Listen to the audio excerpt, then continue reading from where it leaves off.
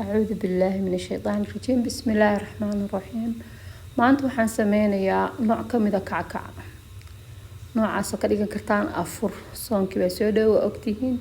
Afurkii ayaa ka sameysan kartaa. Waxaan halkan ku shubayaa horta 6 xabo oo ukun ah.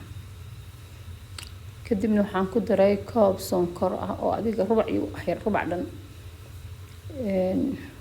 intaas ayaa maartay mishiinka yar geliyay si ay isugu qasmato. kackacan waa nooc maartay aad u fiican oo afur laga dhigan karo.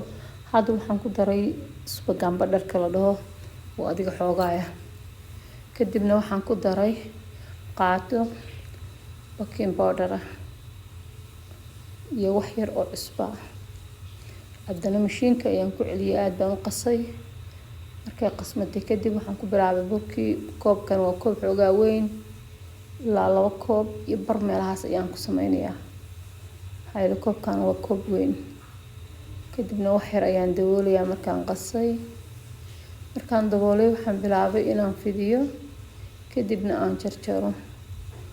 waxaan way maantay kackacan waa kackac aad u macaan oo maartay aan halaabaynin caano ku badarin maanta.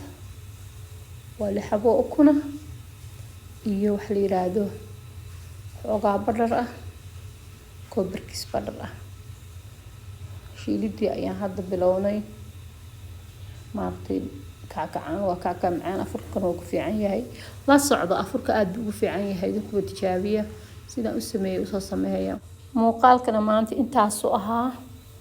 subscribe ii saara iyo share gareeya fam abkan ii taabta. Assalaamu calaykum.